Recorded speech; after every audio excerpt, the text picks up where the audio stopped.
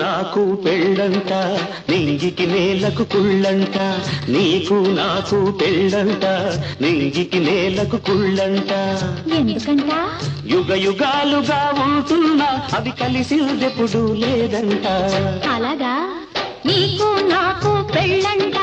నదికి కడలికి పొంగంట నీకు నాకు పెళ్ళంట నదికి కడలికి పొంగంట ఎందుకంట